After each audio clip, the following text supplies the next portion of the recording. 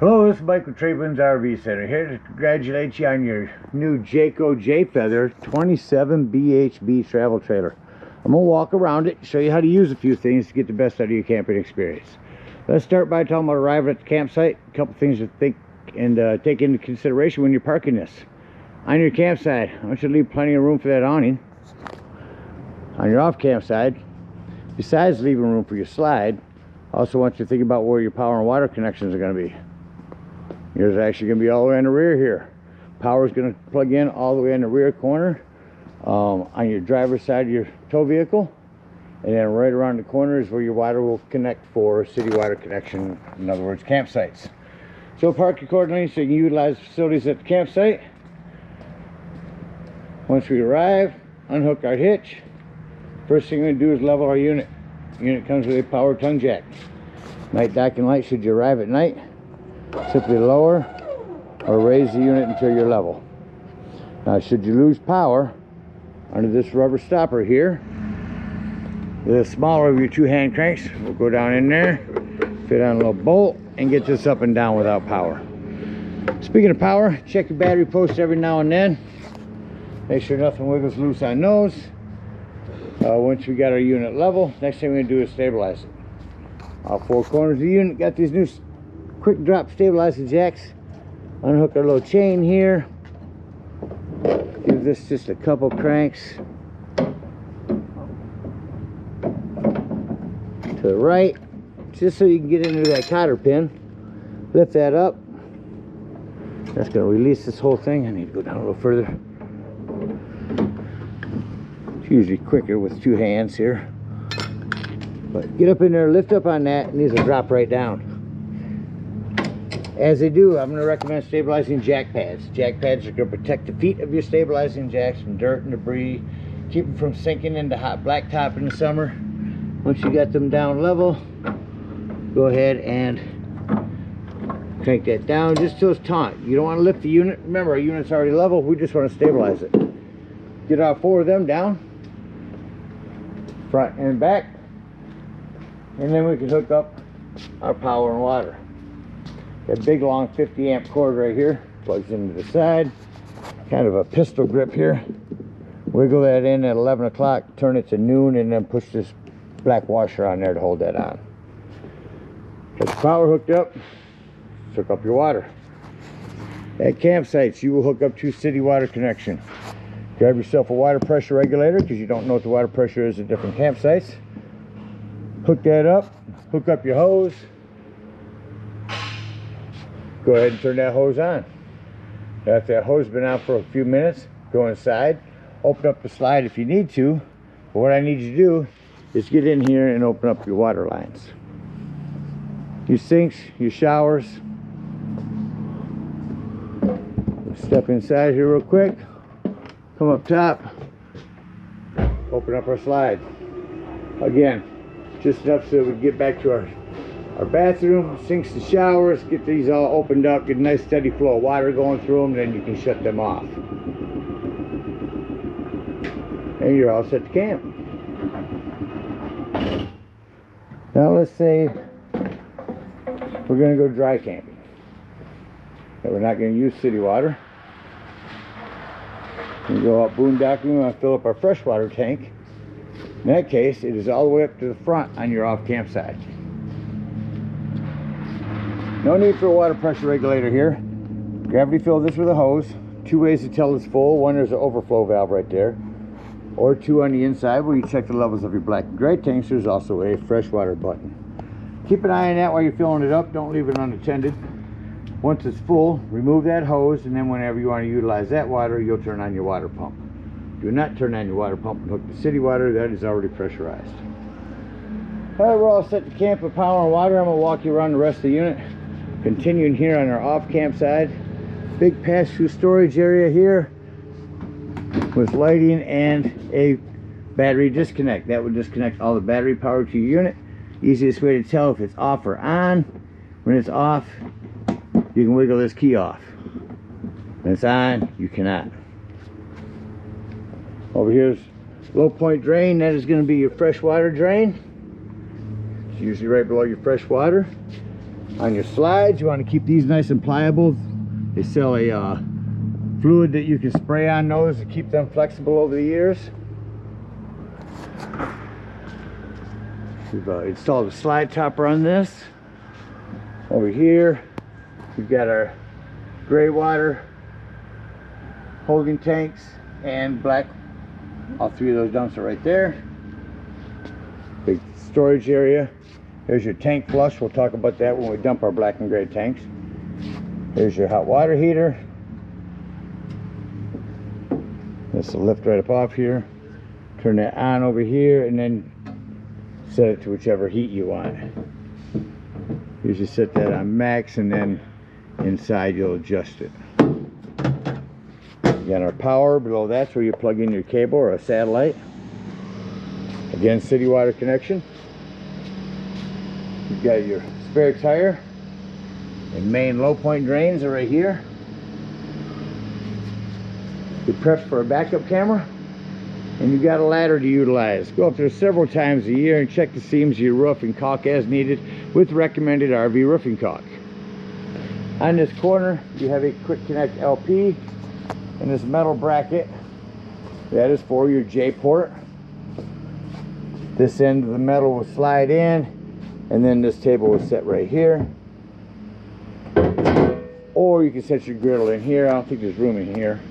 I think you'll have to connect out here. There's your quick connect hose for that. Separate entryway into the bedroom. Got a couple of outdoor speakers. A hood range for your vent indoors. In here, 110 charging ports. Quick connect or quick disconnect. Spray port hose here. Outdoor fridge.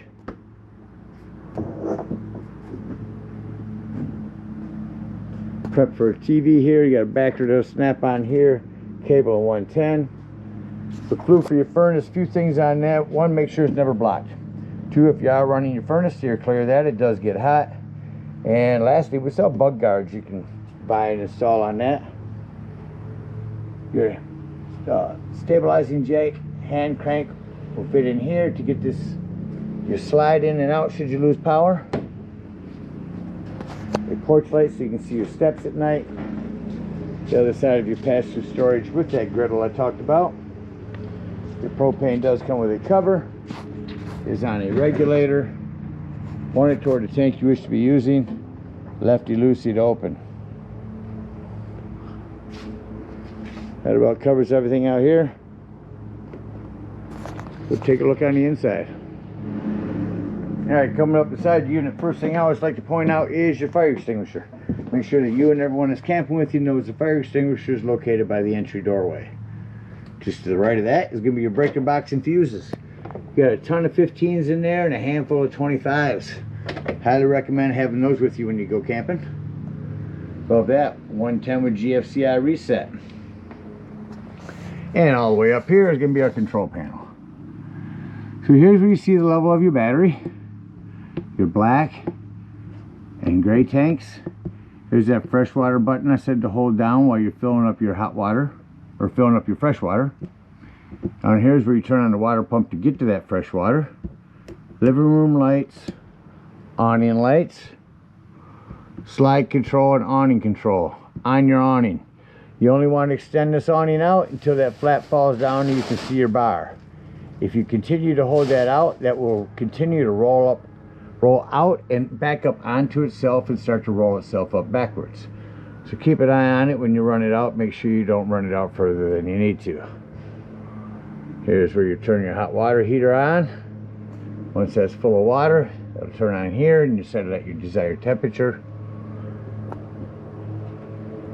As I bring your awning in, I want to mention bringing your awning in or out, this door must be moved. If it's all the way open, see how close it is, it'll actually run into it, so make sure it's not in the way when you're bringing that in or out. That in, I'll tell you these slam locks work best when gently slammed. Alright, coming inside here, we got a little charging port here. Plumbing. Just want to say on that, underneath here is your access to your plumbing. Another panel here, square headed screws. just keep an eye on things, especially if you travel a lot in this. You're bouncing your house up and down the road. Make sure nothing wiggles loose over time. You got a self-explanatory microwave.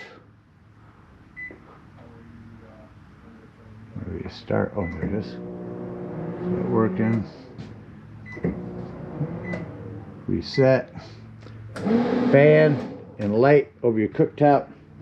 This glass top makes an excellent backsplash over your new knife holder set.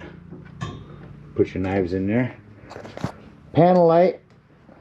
Turn that to your flame. Hit your spark, and that's how all these light up. Just like a griddle in the backyard now, they all spark light from here. Same thing on your oven. Like your panel light down, it becomes an oven light. But if you keep that off, turn that to light, hit your spark, light your pilot light, and you can usually see the reflection of it. Once it's lit, go ahead and turn that to your desired temperature.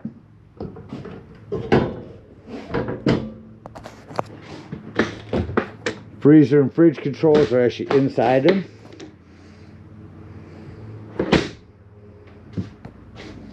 We've got a Insignia television over here. Here's my controls. This chain, we'll actually release that so you can swivel this out for tons of storage. Just want you to know that green light that's on right here by this little button, that's your antenna, so make sure that stays on. This just snaps back in there by pushing it. Only thing I want to say on your television is when you arrive at the campsite, go into home, run a digital channel scan so that you can pick up all the local channels. Any other subscriptions, I'm sure you just sign into those. Below the television is going to be our sound system, remote for that as well. Turn that on here. AM, FM, Bluetooth, Bluetooth auxiliary connections, indoors or outdoors, or neither. Really nice sound system. Touch it once to mute, hold it in to shut it off. Television, go to our local channels here.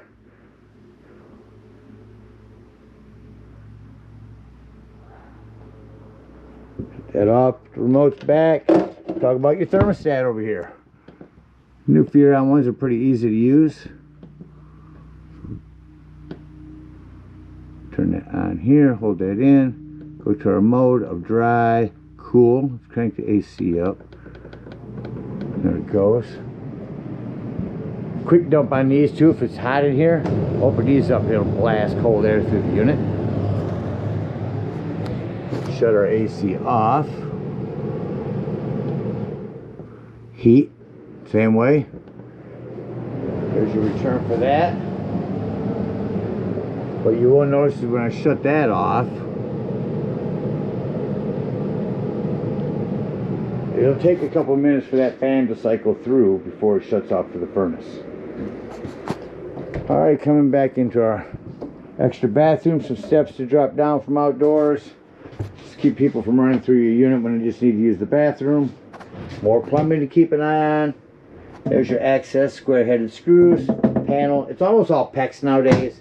Easy to take care of. You do have a hand crank open. Oops, so it turns on down here. Exhaust vent.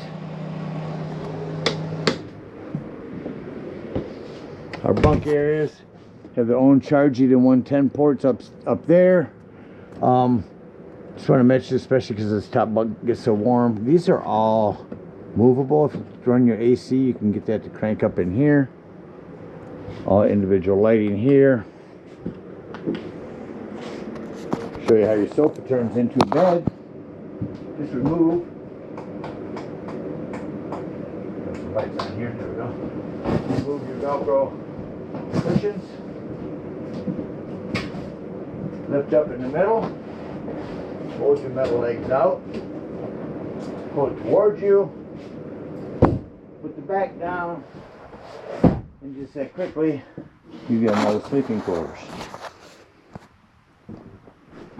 When putting it away, lift your back up first, otherwise you can damage this. in, jackknife it down, watch your fingers at the pinch point, and return our cushions. Just that quickly, we are back to a sofa. Another way to make another bed. This tabletop will fold down, fit on these rubber pieces here. Put your flat cushions on top, and it'll give you yet another place to sleep. And yet our main place to sleep is our bedroom here, with a hand crank open, power exhaust vent in here, emergency exit window, prep for a TV. There's your backer, cable in 110, and tons of storage underneath your bed. On hydraulics, so it holds it up for you. It's really nice. Smoke alarm here. And lastly, your carbon monoxide propane detector. Underneath your steps of your bunk area here. That about covers everything in here. Let's act like we're leaving the campsite and close the unit up. I like to start by shutting off my interior lights. Now I see any other lights that are on are individual lights that I need to walk through and shut off. Bathroom's done.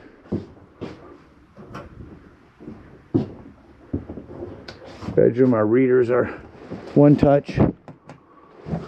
And with all these lights off, I turn back on my living room and say doors and drawers.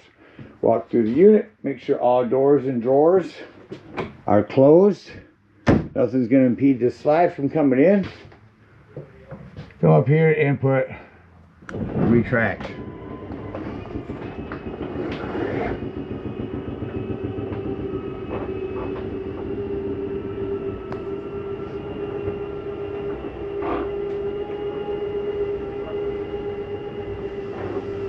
You hear the little noise as it gets all the way in. That's the slide mechanism saying I'm already in. Let go of the button.